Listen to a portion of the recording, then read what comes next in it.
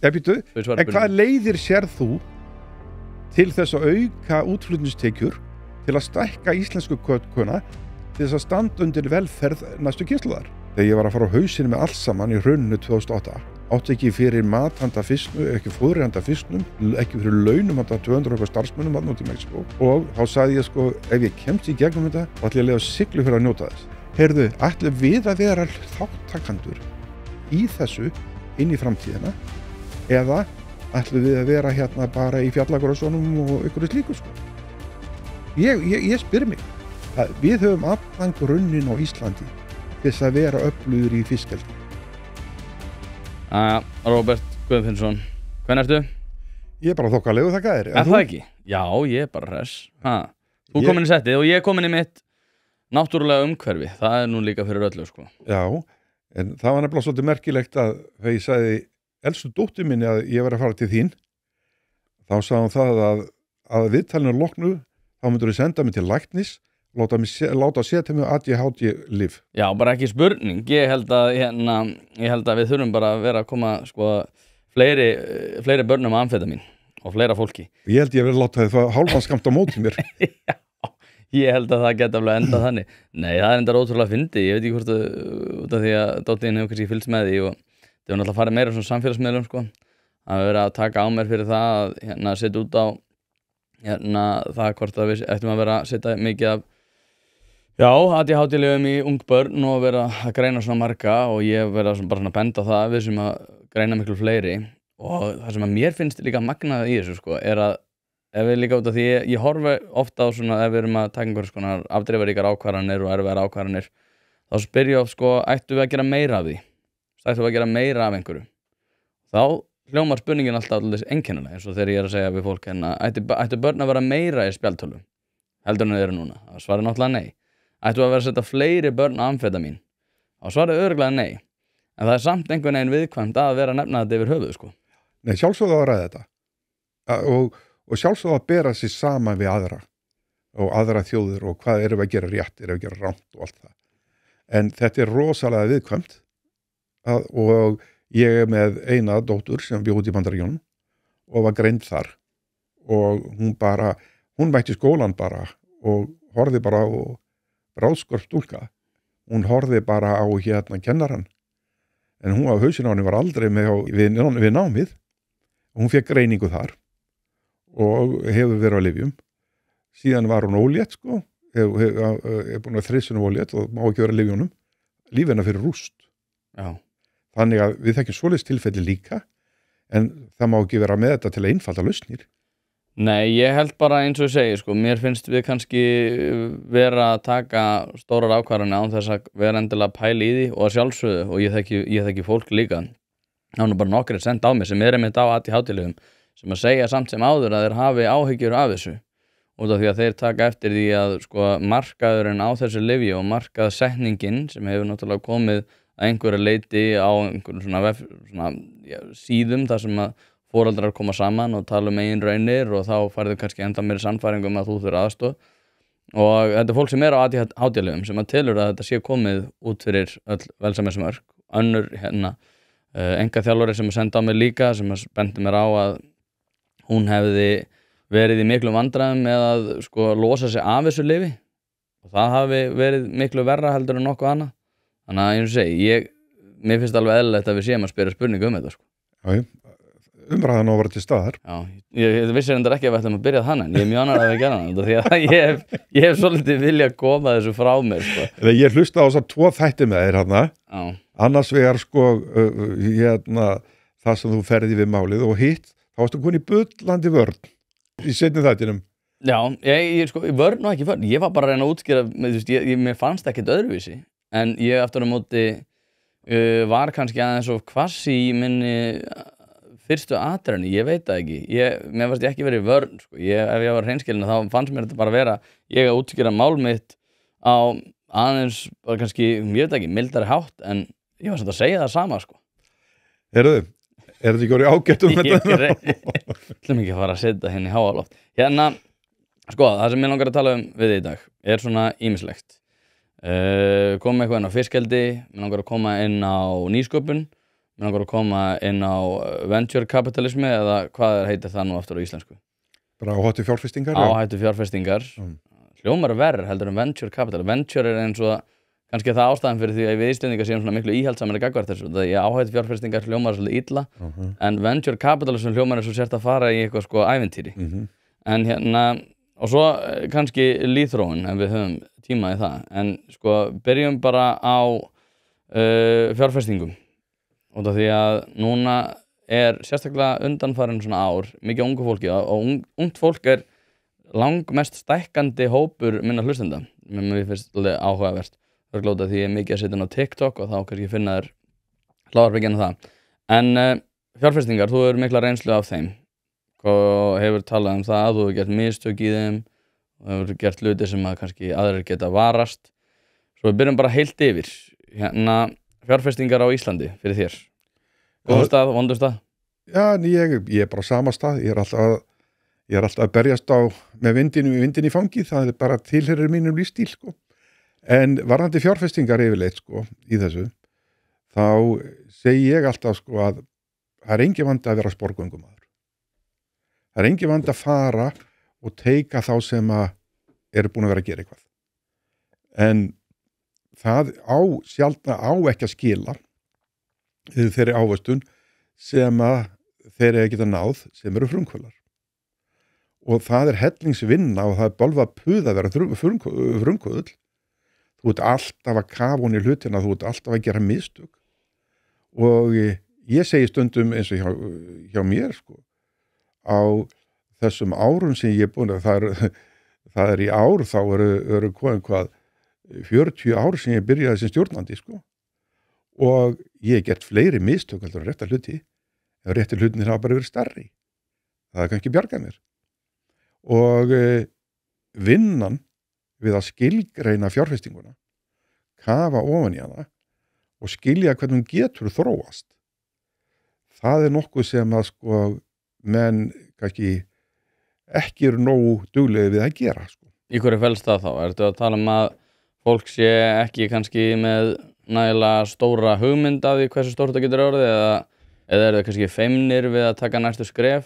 Ég held að þetta sé oftast þannig að menn eru kannski að höndla peninga annara eða bara eins og sjóðir eða lífeyrissjóðir aðrir og þá þurfum mann að vera mjög varkárir og eiga að vera varkárir en til þess að skilja venture, til að skilja eitthvað sem að þú getur ekki lesið úr tölum síðast ársreiknings eða fari gegnum rekstraráætlunina og viðskiptaáætlunina og skilja hvort sé raunhæft eða ekki og hvort það sé bara eitthvað bóla eða eitthvað vitleysa. Þetta er mikil vinna.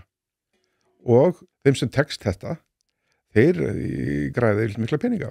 Hvað er það þá ráðið út af því að sko núna sérstaklega eftir hrun þá hafa svona hugmyndir fjárfestingar verið með ákveðin undirförulan tón í öllu sem við kemur, já þegar að rættum þessa hluti, sérstaklega ef einhver segir áhættu fjárfesting þá er það sjálfur sér bara neikvætt. Hvað hérna, út af því að þú er búið í Bandaríkjunum og við vorum að fara yfir það hvernig orðatiltækið breytist þegar maður segir það á ensku eða íslensku. Hvað er það hérna sem er öðruvísi heldur en í Bandaríkjunum og Íslandi?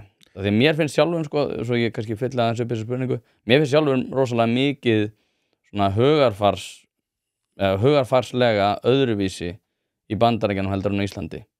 Það er einhvern veginn meiri spenna fyrir svona nýjungum og meiri spenna fyrir því að vera að reyna að svona trana sig frammi.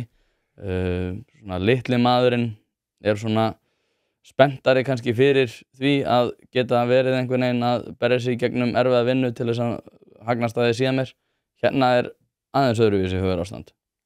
Það er alveg rétt og það sem er í þessu er það að þegar þú býrð lengi og við skulum sjá oft því þetta gengur í sveiflum í svona hávaxta umhverfi þar sem þú getur fengið mjög góða ávöxtun á peningana hérna með takmarkaðri áhættu þá ert ekkert að leggja mjög mikla vinnu í áhættuna sko og skilja hana.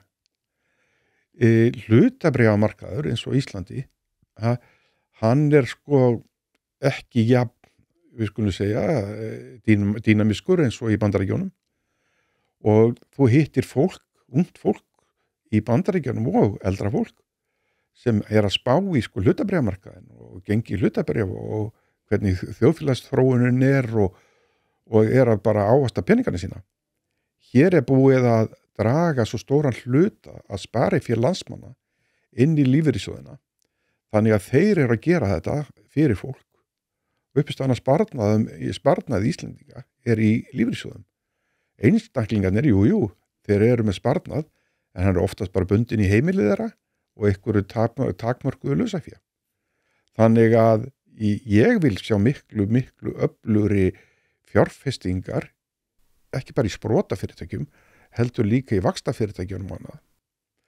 En við eigum líka mjög skemmtileg dæmi, eins og til dæmis Keresis, sem alveg var yndislega skemmtilegt dæmi, hvernig það tókst. Og Oculus og þannig að menn eiga að vera vakandi fyrir þessu, menn er leggja vinn í þetta, ungt fólk og skilja þetta, því að það nú bara þannig að á þínum aldri þá þetta kritiskasti aldurinn til þess að byggja upp eigið fé. Þegar þú ferð í gegnum rannsóknir eins og í Bandaríkjunum, þegar þú komið svona yfir 40, yfir 50, þá minnkar alltaf líkurnar á því að þú ávaxtir peningana þína vel, þú verður íhaldssamari og það þessi kafli frá því að þú búin að vera nokkuð öruggur með heimilið þitt og þangað til þú þetta fara að hugsa ellina. Það þá sá kafli sem skiptir svo miklu máli. Og það þetta fólk sem á að leggja vinnu í og skilja hvar það á það að setja spariféð sitt. Hérna, þú hefur talað, ég var að horfa á erindið þitt úr Vestmannaeyjum, þekkingar miðstöð Vestmannaeyja held ég að hafi verið. Já. Það var alveg áhugavert, þar sem þú varst að tala lýðþróun, fiskeldi og markaðssetningu. Og ég ætla að byrja á markaðssetningunni, getum kannski rætt hitt eftir smá, en út af því að þú varst að tala það hvernig við erum að ákveðið svona draga lappirnar, lífeyrissjóðunir að sjálfsögðu hafa einhvers konar áhrif þarna með svona stóra stöðu í öllum þessum fyrirtækjum og ég hitti Guðmund Fertram einmitt í gær, við erum að tala hérna saman 3. mars og hérna hitti Guðmund Fertram og sagði við hann að besta ræðan sem ég hef heyrt hafi verið á síðasta fundi hjá Keresis og ég hef mætt á svona nokkra fundi þar sem hef verið að ræða Keresis og hef heyrt hann fara með svona sömu ræðana með einhverjum blæbrigða mun nokkur sinnum. En aftur á móti síðast þá var það langbesta ræðan hans og hann spurði hvað var það sem var orsök þess og ég hugsaði ég man það nú ekki alveg. En aftur á móti þá fór ég að hugsa að hann nefndi þannig að 20% af aflaverðmætum þorsks á Íslandi kemur frá Keresis og náttúrulega úr einhverju sem hefur bara verið hent í ruslið svona almennt. Og hann fór líka að tala það að svona í svona breiðari skilningi hvernig væri hægt að búa til svona fyrirtæki á breiðari grunni og hvernig væri hægt að búa til eitthvað úr engu sem að Keresis eiginlega. Og ég svona á Íslandi og sérstaklega með landsbyggðina út af því að núna náttúrulega vann Guðrún Hafsteinsdóttir kjör formann Sjálfstæðisflokksins og það var svona svolítið bragu eða einhver sem nefndi það að þetta hafi verið landsbyggðin sem hafi tryggt henni þetta kjör þó hún hafi líka verið vinsæl í höfuðborginni að þá voru mjög mikið landsbyggðarfólki sem ég ætla að tala við sem ætla að kjósa Guðrún Hafsteinsdóttur út af þeim langaði að fá einhvern utan að landi. Þegar þú ert með Siglufjörð og alla þessa staði hringinn í kringum landið með Ísafjörð sjálfsögðin sem við erum að nefna eitthvað úr engu og markaðssetning þetta eitthvað þegar þú hugsar svona þína fjárfestingar og svona áhættu fjárfestingar eða venture capitalism með markaðssetningu með að nýta krafta svona út á landsbyggðinni þetta eitthvað sem hægt að auka eða þetta eitthvað sem við erum bara svona þetta bara tilviljunarkennt? Ég ætla að segja með Guðmund Fertram, hann er svona nálægt einstakur í þessu. Því að ef þú áttaði hvað gerðist í Keresis að þá vorum við með fyrirtæki hér sem að hann var búin að berjast með í fangin í mörg ár. En það sem hann gerir að hann fer og ræður hóp sölumanna í Bandaríkjunum og sem fer út á sjúkrahúsin í læknana og selur hugmyndafræðina, selur vöruna og byggjur upp dreifinetvork. Fyrirtækið ári áður en það var selt var verið að treyta því hérna á 80 milljarða. Það fór upp í 170 og hvað var verið að selja? Af hverju var þessi mikla hækkun? Voru það ný vísindi? Voru það ný vara? Nei, Kolaplast sem keypti, þeim vantaði svona markaðsnetwork. Hann tvöfaldaði virði félagsins með því að taka þessu stóru áhættu, að fara þarna inn og búast í sitt eigið dreifikerfi. Vel gert, mjög kræft, en hann á alla mína virðingu fyrir þessu. Að þú talar landsbyggðina, ég var tekin í bakarið fyrir hvað 20 og eitthvað árum fyrir að henda rækjuskil í sjóinn og við fjölmiðlum og leiðindi upp úr því það var svo sprottið 2 félög Primex á Siglufirði sem í snirtuvörum sem heitir Kitocare og það og svo aftur Genis sem í líftækninni og Genis núna sem að kemur upp úr þessu með 3 vörulínur með 23 milljarða og á flegi ferð upp og verður eitthvað keresis, ég ekki hugmyndu það en við vitum alveg á hvaða vegferð við erum með glæsilegt starfsfólk einhvern öflugan stjórnanda sem að Cecilie Jómasdóttir sem prófessor út í háskóla og var svo sem leiddi vöruþróunina og að koma vörum alvogen inn á markað. Þetta alveg hægt. En þetta er ekki spretthlaup, þetta langhlaup. Þetta langhlaup og að því hún nefndi Dauðadalina, þá þetta akkurat hluti að Dauðadalskenningunni. Já, svo dembum okkur nú í hana, og við hættum að tala í kringum þetta. Hvað eru Dauðadalinni 2? Hverjir eru Dauðadalinni 2? Já, Dauðadal, sá fyrri, hann langur og grunnur, svona eins og sprotafyrirtæki fyrir gegnum og þróunarfyrirtæki og það mjög gott umhverfi fyrir slík fyrirtæki á Íslandi. Menn eru bæði ríkið með skattaafslætti og svo aftur eru menn að setja svona litlar upphæðir í svona sprotafyrirtæki og mörg þeirra eins og gengur að gerist, þau ganga ekki, önnur ganga vel. En hvað gerist ef þeim gengur vel? Þá myndast þetta sem ég kalla seinni í Dauðadalinn, sem ekki djúpur en ekki svo breiður. Það ekki til brú yfir hann. Nei, þannig að þú talar það stendur hérna lausa fjárþörf. Já, og það að segja, þú þarf að komast yfir hann til þess að koma vörun á markað og annað. Í dag, það eru fyrirtæki sem hafa komist þarna yfir, eins og Keresis, og svo eru fyrirtæki sem Oculus, sem þessum gera, og svo það stóra fyrirtæki sem Alvotech. Það að brúa þetta bil hefur reynst mjög mörgum erfitt og ég get nefnt bara fyrirtæki eins og kafbátafyrirtæki Hafmynd, brettað fatta fyrirtæki Nikita og það sem gerist alltaf þá selja menn bara áður en fari í þetta áður en fari í seinni Dauðadalinn þá bara fyrirtæki selt oftar en ekki selt elendi Hérna, svo við tökum þetta aðeins þetta ég að horfa hérna á þetta og það verður mynd af þessu hérna meðan við erum að ræða þetta að þá þetta sem sagt rannsóknir, frumgjörð, reynslutími og það á þessum reynslutíma sem að fólk fer almennt séð inn í seinni Dauðadalinn og þar ertu með markaðssetningu og lausafjárþörf fyrir því. Ég man eftir því að hérna Guðmundur Fertram var einmitt, fyrst að við erum nú að tala um hann, ég tala nú oft mjög vel um hann líka hérna út af því að mér finnst Keresis bara að vera það magnaða fyrirbæri. Sem það sem það og ekki bara út af því hvað þetta sé eitthvað svona flott fyrirtæki með fjármagnið. Mér persónulega slett fjármagnsþáttinn, þó svo að, já, býtu, ég leiði mér að klára þetta, þó mér finnst hann mikilvæg, þetta hljómar illa í þín eyru. En mér finnst bara þegar maður hefur séð myndirnar af fólki sem hefur verið með einhvers konar sár sem að hefur þurft á aðhlýningu að halda og það grær þannig og þetta eru svona sár sem að maður hefur séð myndir af þessu, bara ótrúlegustu sár sem að hafa náð að gróa þar sem að fólk komið með nánast virðist vera sýkingu inn að beini í andliti eða eitthvað þannig og það bara, þessu rutt úr vegi út af því að fiskróðið hendar sjúklingum svo vel. Það það sem mér finnst magnaðast. Ok, en já, peningar eru líka alveg frábærir. En mér finnst það bara ekki vera það magnaðasta við það.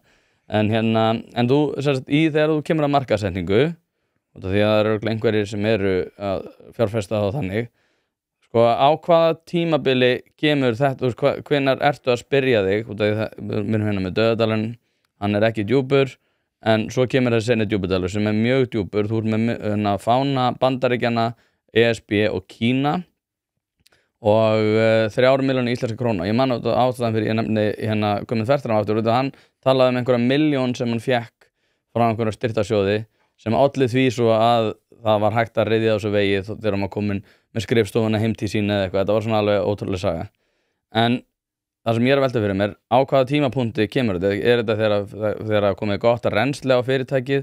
Þetta komið þegar að fyrirtækið í það að fara að kynna vöruna? Hvenær nákvæmlega þessi tímasetning sem að Dauðadalur 2 kemur til sögunar? Það ofta þannig að þau búin að sanna gildinar, sanna virknina, eins og í líftættinni og þá byrjar það. Og þá verður til rosaleg verðmætaaukning eins og sér þið Kerecis, sko. Og þú sér þessi Oculus líka, sko. Og spurningin bara alltaf, sko, hvað eiga menn að fara langt. Og fjárfestar sem setja peningi svona, þeir verða að leggja vinnu í skilningin. Og vegna þess að það dugar engum að vera að selja fólki eitthvað sem að verði fyrir vonbröðum, sko. Það kemur bara óvarði á fyrirtækið, greinina og alls saman, sko. Þannig að, já, það þarf að sanna hvað út með höndunum og þá þarf að fara í gegnum seinni Dauðadalinn. Það eru fyrirtæki hérna, sko, það eru sko sjóðir eins og í Bandaríkjunum. Það mjög gaman að fara í Silicon Valley, hitta liðið þar og allt þetta. Þetta svo lifandi og þetta þetta stærðagráða sem að ekki við þekkjum ekki. Og svo gaman að ég segja frá því að ég var að ræða við eitt fjárfesti þar sem var mjög hrifinn af Guinness og ég segi við hann byrju, af hverju kemur þá ekki inn og fjárfestir með mér? Þá sagði hann, ég bara með svo mikið að tækifærum að ef ég kemst ekki og get til að skoða og hitta stjórnendurna á bílnum mínum og keyri heim kvöldið, nenni ég ekki að standa í því. Þannig að, en þetta var afstæða þessa, sko, en þetta var svona fjárfesti sem kafar hún í hlutina. En af hverju bandaríski fáninn ESB og Kína? Vegna þess að þetta auðvitað þau svæði sem eru öflugust í þessu, sko, með venture capital og það, sko. Já, en þá eru við væntanlega vandræðum ef að fólk nennir ekki að koma til Íslands að kynna sér vöruna? Nei, en þetta alltaf spurningu í hvað stærðagráðu þú ert, sko. Og ef þú getur sannfært menn það að það sé þetta sé heimsífur á það dauði, sko. Þá og ef þú sér til dæmis eins og núna að gerast á Kerecis, sko, að kolaplast eiga það bara og hvers konar stærðir að ræða. Það koma 170 milljarðar sem að einhvers staðar fóru, einhverjir einstaklingar sem hafa einstaklingasjóðir og aðrir sem áttu þá peninga og af þeim verður að borga í skattar. Og nú skilst mér að Koloplast sé að taka engaleyfin út úr Kerecis og færa það inn í Koloplast í Danmörku og muni borga á næstu 7 árum held ég 40 milljarða í skatta til Íslands. En það er líka má ekki heldur að glemma því að þá verður hagnaðurinn ekki eftir það verður hagnaðurinn ekki eftir á Íslandi, hann verður þá í Danmörku. Já, nákvæmlega. Það er í þessu líka. Ég, eins og ég segi, ég fagnaði bara að fleiri fá sár sín grædd. En sko, þegar ég googlaði þá kemur bara Róbert Guðfinnsson Siglufirði. Þegar ég segi já, Róbert Guðfinnsson að koma, já, Siglufirði. Það var alltaf að tala um Siglufjörð og þig. Sko, einhverjir segja bara hreint út að uppbygging á Siglufirði svona margt til því að þakka. Núna uppbygging á Bíldudal, var komið fréttum í gær að vera að fara að byggja mörg hús þar til þess að taka við atvinnutækifærum sem eru þar og verður mikil uppbygging á því.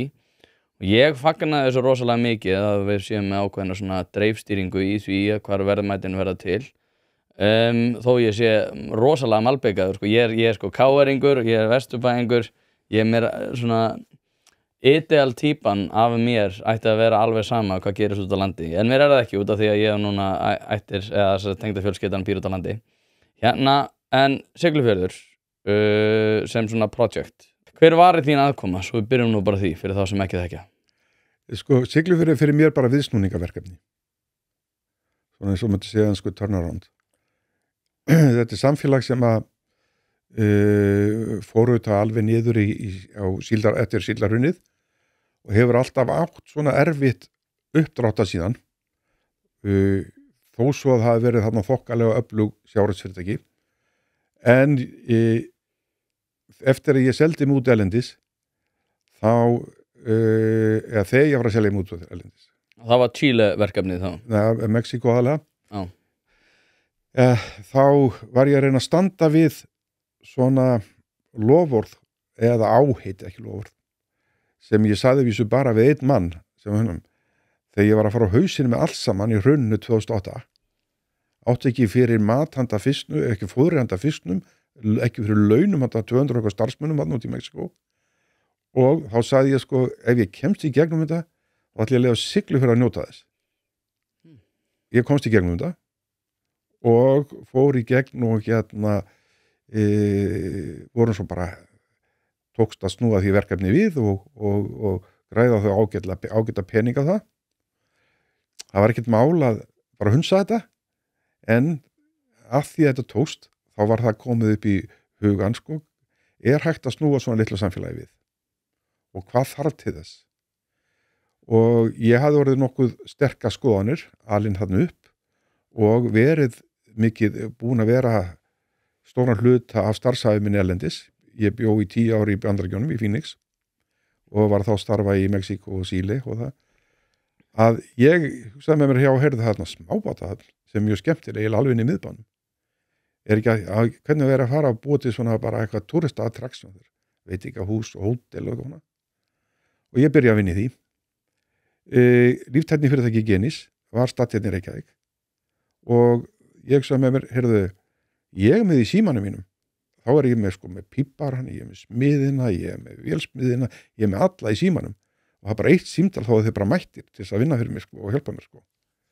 En ef ég er með til Reykjavík, ég tala nú ekki út í Phoenix eða niður í Mexíkó, þá er þetta bara bölvað bras og við fluttum það norður og höfum verið að reyna svona að byggja þetta upp og svona með misgóðum árangri en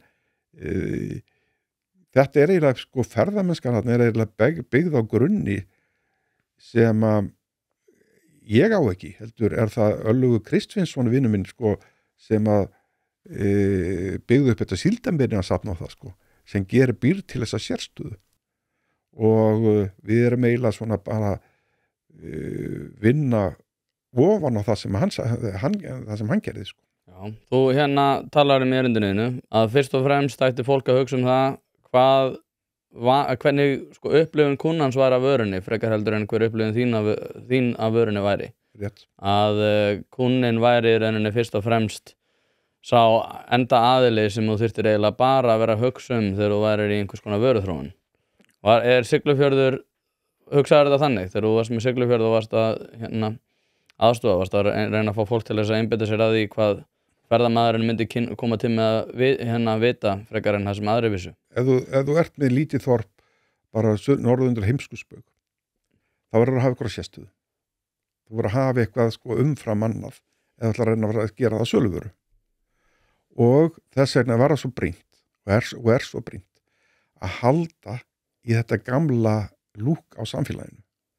Að menn séu með að þetta þú sagt þetta þarna inn í fallega lítinn bæ sem að á mikla sögu milli með stóran fjallarhring til þröngur fjörður og þú voru að fá svona upplifilsi og þegar ég fór þarna á stað þá var það alltaf draumurinn að hafa sem fyrirmynd svissnesku fjallaþorpin þar út í þeim þorpum þar ertu með lyfjafyrirtæki bara í litlum bæjum og þar í 12.000 manna bæ byggð eitthvað flottasta einhreyfils flugvél sem á markanum sitt, sem heitir Pilatus BC-12 og þannig að en til þess að það sé hægt þá að lífsgæðin að vera til staðar. Ungt fólk eins og þú, það nennir ekki að fara að búa í einhverju byggðalagi, það sem að umhverfismálun ekki lægi, það sem heilbrigðisþjónusta ekki lægi, leikskólanir, samgöngur en eitt. Þannig að þetta svona infrastruktúrmál líka. Já, hérna getur þú búið í ljótum húsum og fengið enga þjónustu. Já. Eins og í Reykjavík. Já. Ertu sammála því að húsin í Reykjavík séu ljót eða orðin ljótari? Nei, ég meina, sko, ef þú fer niður í miðbæ Reykjavíkur, þá hann akkurat andstæða þess sem ég hefði vil sjá eins og Siglufirði. Að það sem að, sko, menn að reyna að byggja upp eitthvað svona metropolitan stemmingu og ég þekki engan ferðamann sem að, eins og vini mínir sem var að koma frá Bandaríkjunum og það sem heillast eitthvað svona downtown metropolitan stemmingu í Reykjavík, sko. Nei, hefurðu komið inn í nýja Landsbankann? Já, ég ger það. Þetta svo einkennlegt húsnæði fyrir opinbera stofnun í sjálfu sér og það var sko hérna þegar við hafa verið að loka hérna útibúðum þvers og kruss hérna eldra fólki gat ekki komist hérna þyrfti að fara niður í miðbæ en gat ekki farið í Grafa út af því að það hérna þyrfti að takmarka þjónustu, sama gerist í Vesturbænum, sama gerist einhvern veginn alls staðar til þess að búa til eitthvað gímald og það alltaf gímaldi í hérna Breiðholti.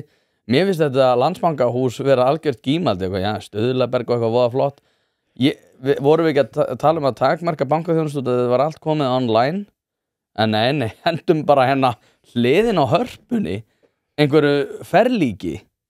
En þetta, sko, ég ætla ekki að taka Landsbankahúsið út fyrir svig eitthvað í þessu, sko, en þetta bara svona arkitektúrar, sko, trend sem hefur verið hérna, sem menn fara í. Ég miklu meira áhuga á því að Ísland verði líkara Færeyjum eða Grænlandi heldur en sitt í London eða Manhattan, sko. Ég er sammála. Ég var í London fyrir ekki svo lengu á hérna Arkaráðstefnu sem það heitir og þar voru einmitt hollendingar sem voru að berjast fyrir því sama og þar eru bara samtök fyrir því að vera að passa upp á það að ákveðin svona menningar byggingarstruktúr í Hollandi sé viðhaft og þar segja þau að einmitt það sama sé að gerast að það sé allt orðið grátt og risa hísi. Það eitthvað svona sem að þetta sé ekki menningarstreymi frá New York þar sem að fólk almennt séð ekki hamingjusamt og annars staðar. Ég hef aldrei skilið trendi við New York, það alveg gaman að fara að hana en Brooklyn til dæmis miklu skemmtilegri heldur en Manhattan en það svo skrítið hvernig þessi svona menningarströmmar hafa komið hingað og einhvern veginn við bara yfirfærum það yfir á Reykjavík. Sko, nú spyr ég þig, hefur þú komið til Siglufjarðar? Nei, sem ég ekki sko nýlega. Ég fór hana þegar ég var polli, sko. Það eitthvað skrítið sem ég sá við þig, sko. Nú, hvað var það? Það hafi ekki farið neitt upp úr Ártúnsbrekkunni, sko. Já.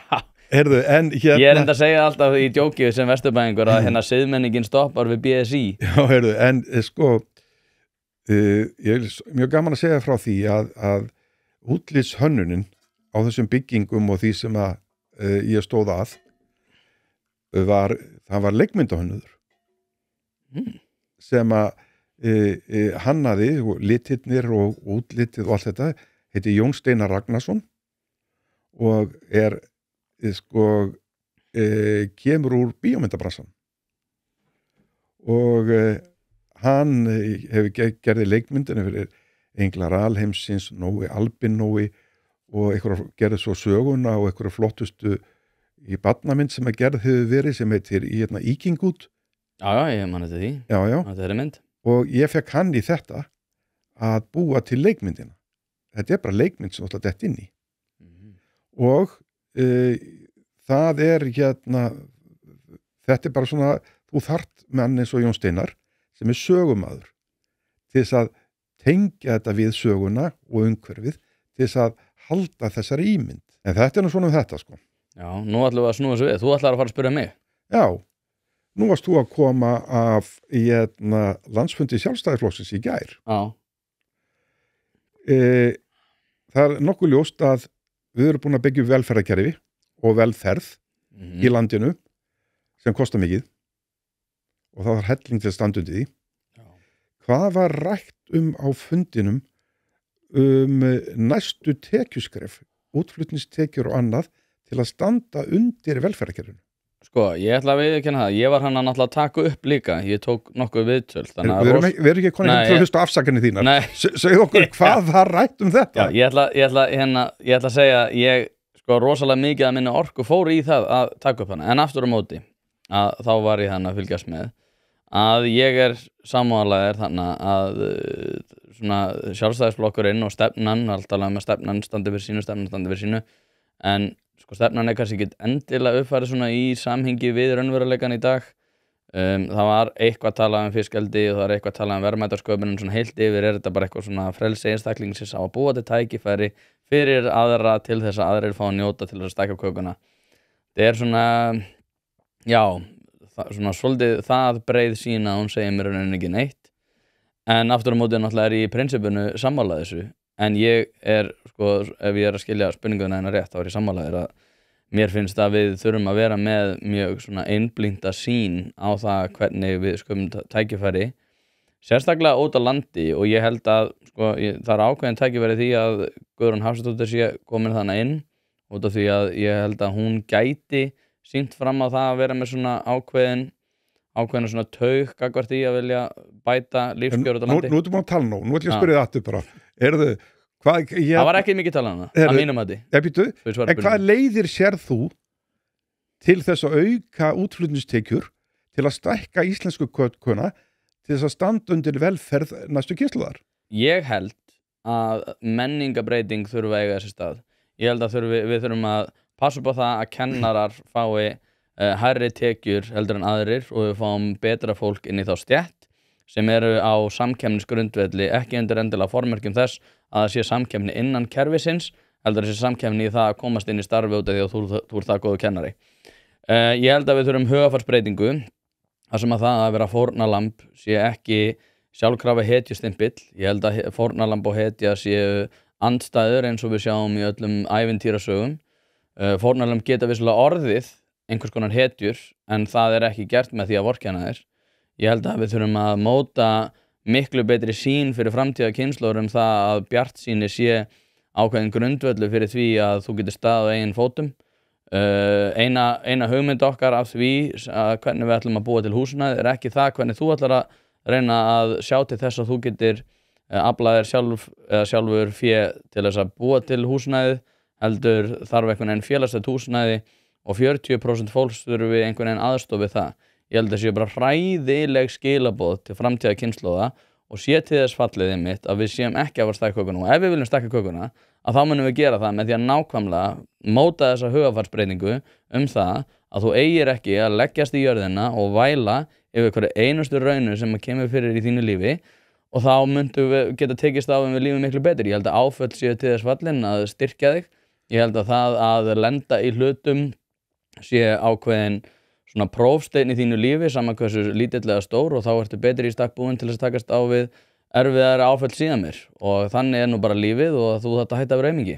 Heyrðu, sko, þú varst nú komst á landsfundinum sem var í gær, sko, lög í gær. Það var ekki talað neitt svona. Veitu, það eins og þú setja undirbúa næsta landsfund og allir í framboð, þetta bara framboðsræða. Heyrðu, þetta bara framboðsræða, þú komst aldrei með svar við spurningunni. Og ég segi, hvaða tækifæri eru til þess á Íslandi í dag til að auka... Þetta tækifærið. Ef við gerum þetta, þá leysum við úr læðingi svo mikla krafta sem í ungu fólki, sem eru til staðar vissulega, en við einhvern veginn reynum að berja það í drep út af því að við erum einhver nýlendu kapitalista, hötum litla mannin og allt þetta kjaftaði. Og það það sem sko, stjórnmálamenn þurfa að huga því að vera að móta þannig afstöðu til eigin embættis að þeir eru ekki þannig til þess að sjá til þess að fólk gerir exað öslun, heldur að sjá til þess að fólk hafi tækifæri til þess að móta eigin framtíð. Stjórnmálamenn eiga ekki, ég ekki að fara í frambóð, en þetta bara það sem ég finnst. Það engin skortur á tækifærum.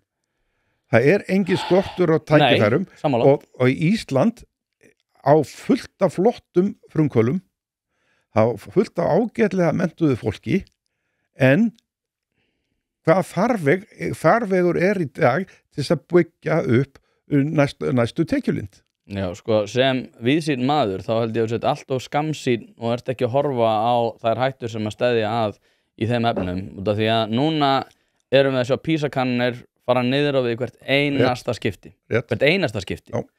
og við getum alveg barið okkur að brjóst og það finnst svolítið í töðunar með hvernig sjálfstæðisflokkurinn stundum talar hvað það er svo gott að búa í Íslandi það er gott að búa í Íslandi en það var ekki út af því hugafari sem við erum búin að móta okkur hérna ef að PISA-kannanir halda áfram og fara niður á við að þá munum við vera komin miklu hraðar á mjög vondan stað heldur en við gerum okkur almennt síðan grein fyrir og það er þetta sem ég er að reyna að benda á í öllu því sem við kemur menningamálum að ef við erum alltaf að gefa afslátt það að einhvern aðra menningar eru nú bara alveg jafn góðar og við þurfum einhvern veginn bara að vera að passa okkur á því að vera ekki að móðga einhvern og þetta kjaftaði að þá erum við að fara að sjá verri PISA-kannanir halda áfram að koma til með að líta dagsins ljós og ef að það heldur áfram að þá er ekkert einhver svona velmeðunar samfélag til þess að tala og ég er alltaf að reyna að benda á þetta að sko, ef ég er forstjóri fyrirtæki og ég tek við fyrirtækinu og ég skila verri árangri ár eftir ár skiptir engu máli hvað fyrirtæki á flott fyrir 10 árum ef ég er alltaf að skila verri árangri þá að sparka mér og það er þessi hugmyndafræði sem við þurfum að sparka Já, en sko, við skulum vera algjörlega sammála það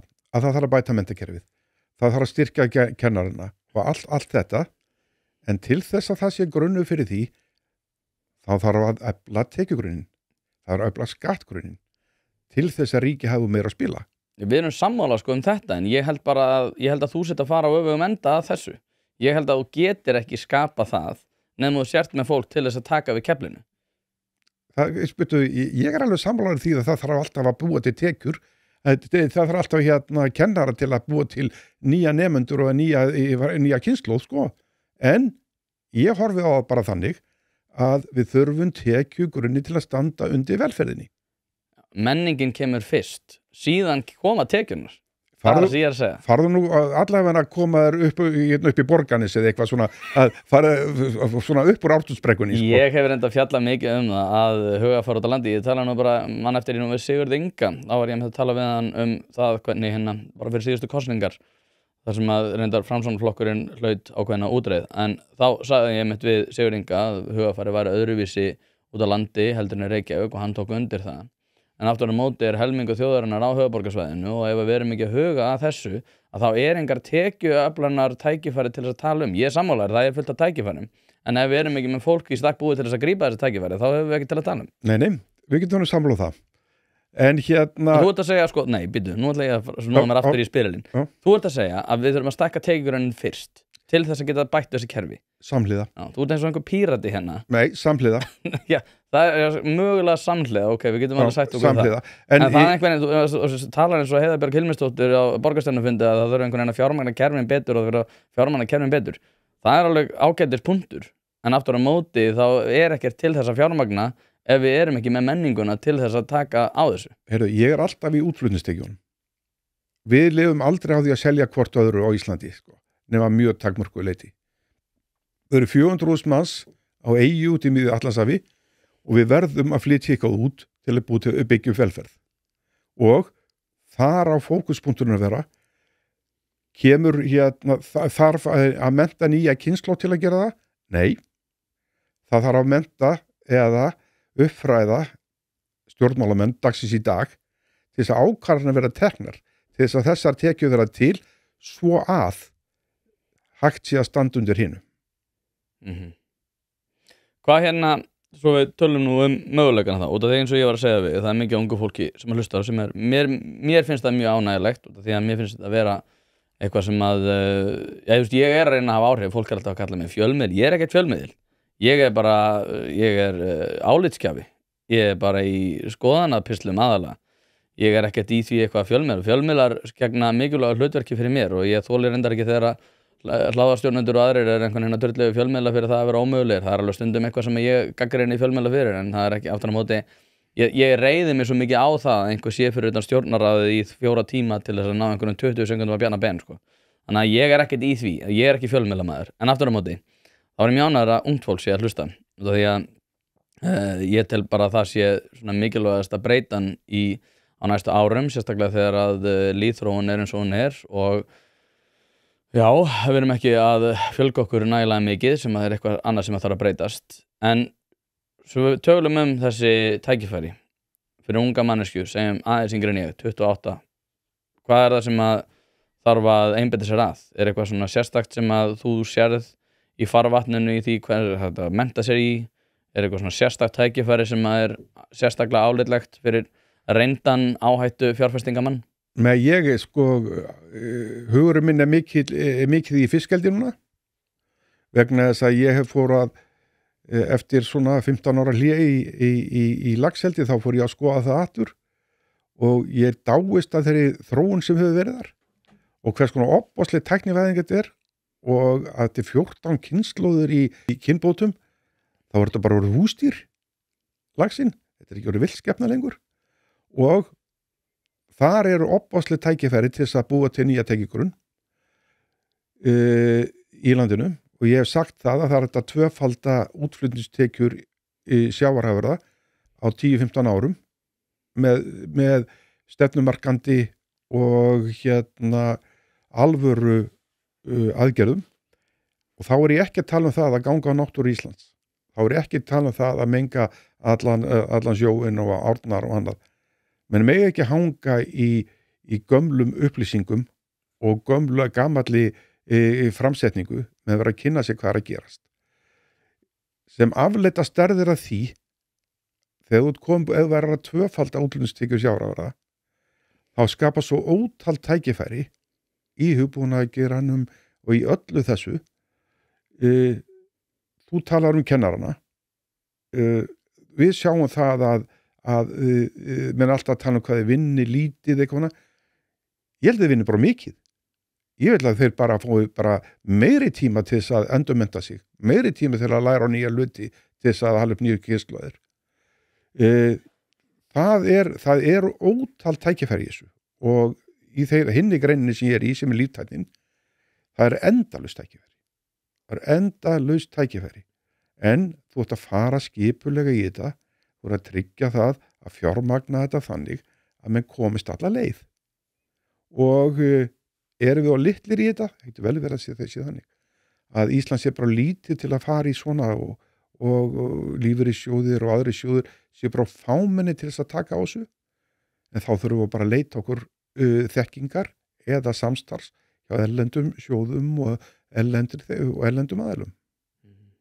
Ég nefnilega ég er sammálaðið með fiskeldi og það er búið að vera þetta erindi sem ég var búin að vísa til nokkur sem það var fyrir 6 árum og þar varst þú einmitt að tala um nýja tækni í fóðuri fyrir fiskana og hvernig það væri bæði skapað en líka hvernig þeir væru fóðraðir og því að það verið mikið áhyggjuefni að það væri ómikið að menga firðina og þess vegna hefur verið mótuð ákveðin tekník sem er svona tjald til þess að grípa fóður sem að fer forgörðum.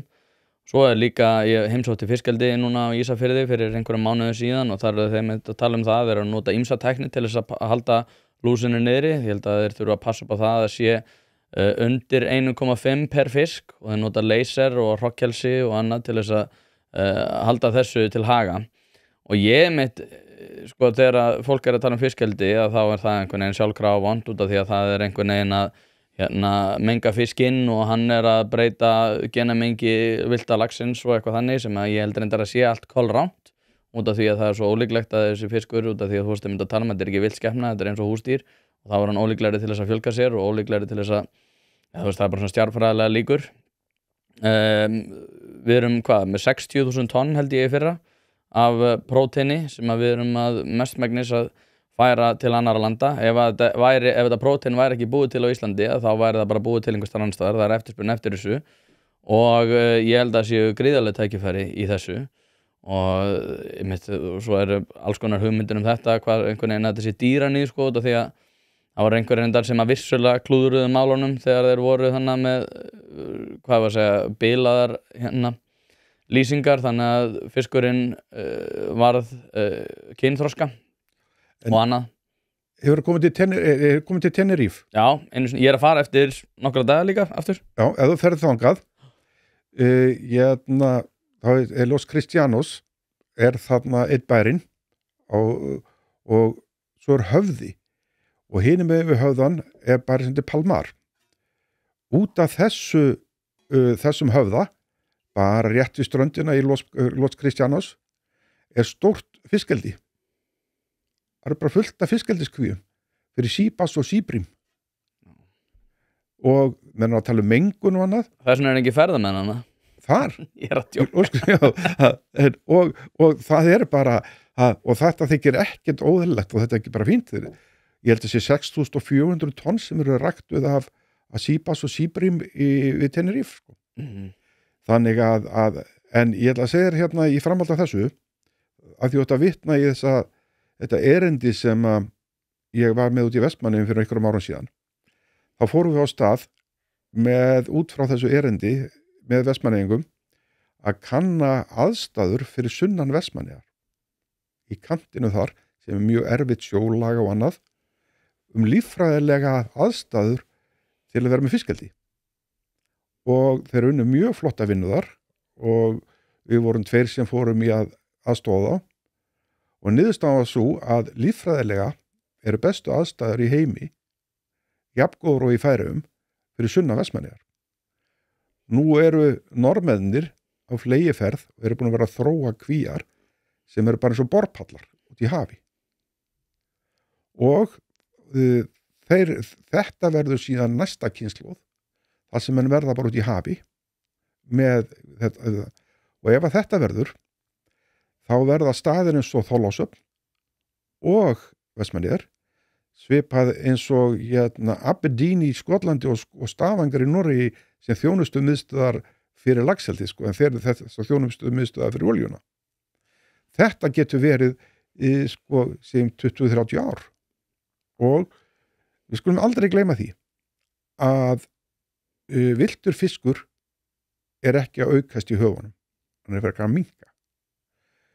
Eldisfiskur taka yfir og það orðið meira selt af eldisafurðum heldur en villtum afurðum í heiminum í dag. Við erum búin að vera að brasa hérna við að halda einhverjum þorskstofni í einhverjum 220-30.000 tonnum í veiði í fleiri ár. Við erum með uppsjávarfisk sem upp og niður og niður núna. Á meðan eru Norðmenn konur 1,5 milljón tonna af laxi. Þú nefndi 60.000 tonn hjá okkur. Heyrðu, ætlum við að vera þáttakandur í þessu inn í framtíðina eða ætlum við að vera hérna bara í Fjallagrössunum og ykkur slíku, sko. Ég spyr mig að við höfum allan grunninn á Íslandi til þess að vera öflugur í fiskeldi. Við höfum vinnsluþekkinguna og við höfum allt þetta, sko. En svo þvæla menn fram og tilbaka, stjórnmálamenn þora ekki að taka ákvarðanir og fyrir síðustu alþingiskosningar þá var þetta svona hot potato case. Það þorði enginn að snerta þessa kartöflu. Það voru allir bara undan í flæmingi. En þetta eru framtíðatekjurinn í þjóðfélagi. Náttúrulega snúa þess á þig, sko. Ég get alveg séð núna í gegnum þig út af því að þú ert einhver auðmaður með Jesú-kompleksa sem að segjast hafa bjargað einhverju byggðarlagi sem að var bara í fínu standi þrátt fyrir það að þú hafi verið byggt eitthvað svona smáhús og eitthvað þannig, einhverja voðaflott.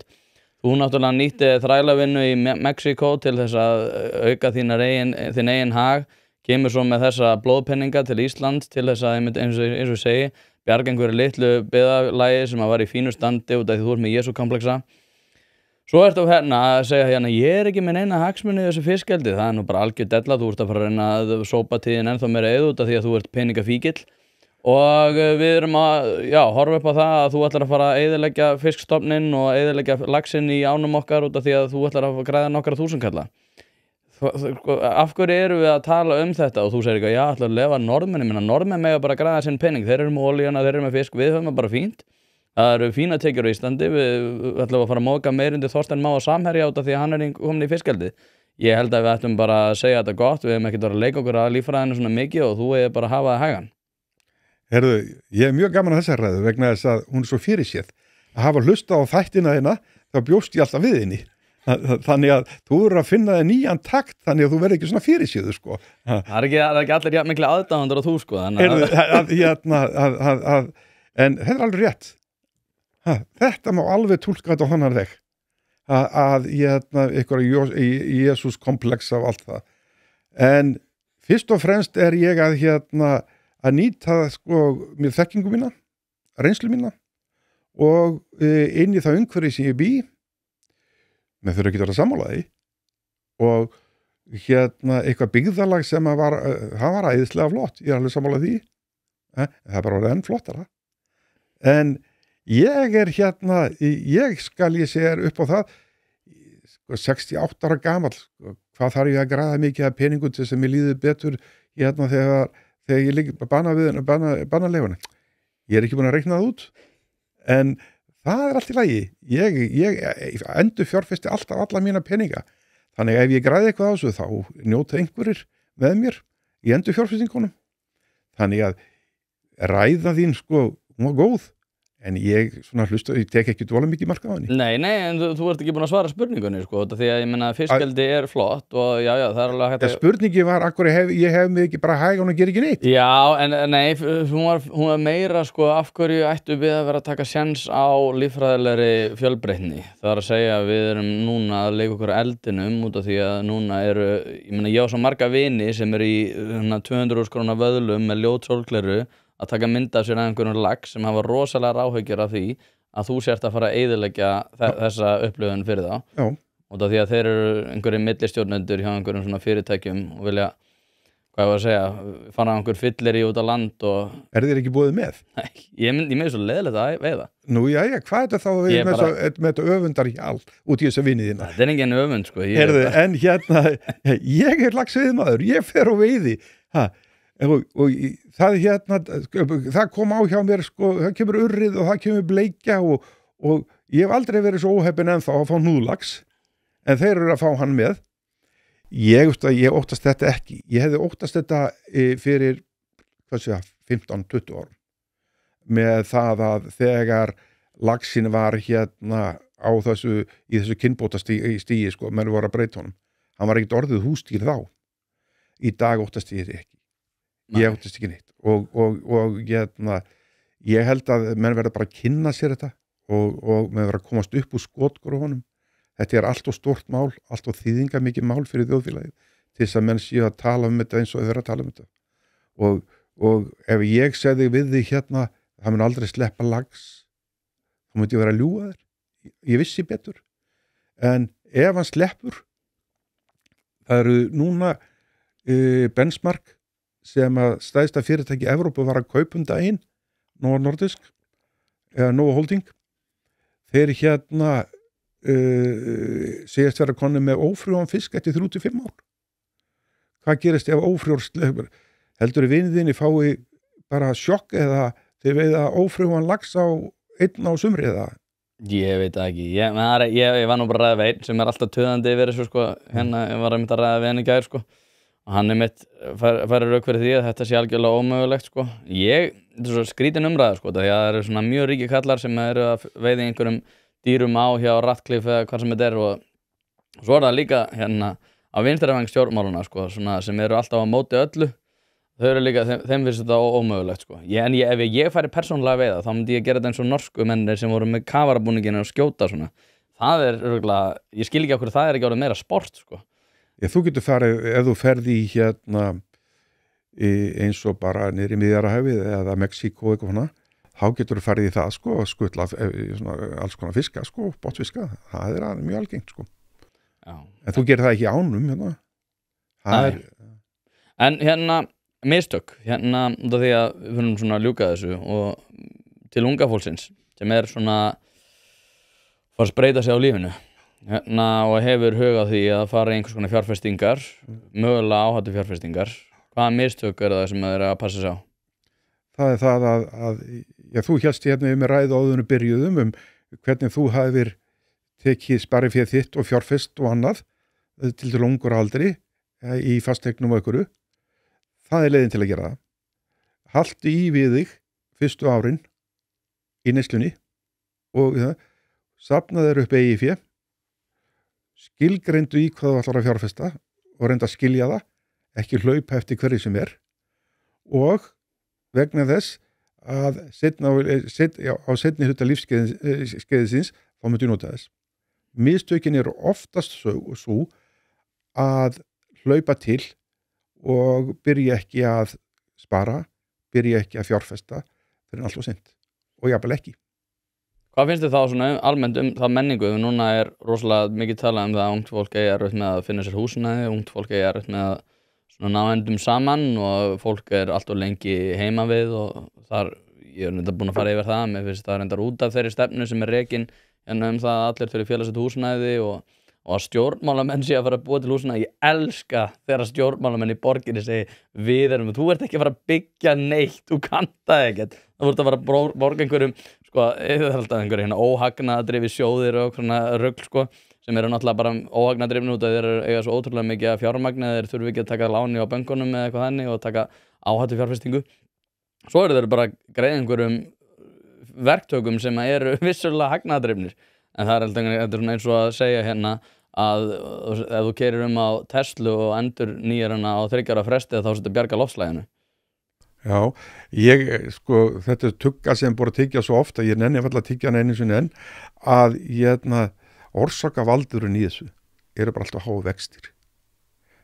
Með við erum alltaf að berjast með svona hátt vaxtastig, þá verður þetta bara dýrt og síðan ef þetta kemur frambóð og lóðum, samkeppni á fasteignamarkaði og allt þetta, það balansir þetta. En með að við þurfum að borga svona háa vexti, það verður þetta svo íþyngjandi fyrir fólk og svo hitt að kröfurnar til húsnæðisins eru oft svo miklar að það ekkert fyrir venjulegt fólk að kaupa þetta. Fyrir mig sem atvinnurekanda, það fátt síðan meira áhyggjur að hafa heldur en þetta. Því að fólki sem flytur inn í þessu húsnæði, það þarf hálaun sem þá atvinnurekstur minn þarf að standa undir og ég þarf að vera samkeppnishæfur við önnur lönd ef ég ætla að reka mín viðskipti hér. Þannig að þetta leiðir eitt af öðru.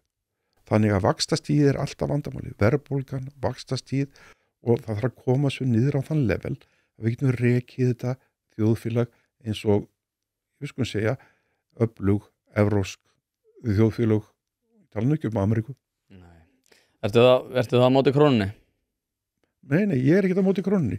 Ef ég kynni einhverja lausn á því, þá var ég búin að reyna að presentera hana. En ég ekki á móti krónunni og ég ekki á móti evrunni og ég ekki á móti neina þessu. En sýnið mér bara hvernig á að gera þetta og hver afleiðingi verður. Og elskar alla peninga. Eitthvað af þeim, já. Eitthvað af þeim. Róbert Guðfinnsson, þetta var mjög skemmtilegt. Við gerum þetta einhvern tímann aftur. Takk aðeinslega fyrir að koma og þangað til næst. Takk fyrir það og velkomin hérna upp á Ártúnsbrekkunni. Ég kíkja á það á Siglufirði. Við tökum þetta næsta Siglufirði. Takk.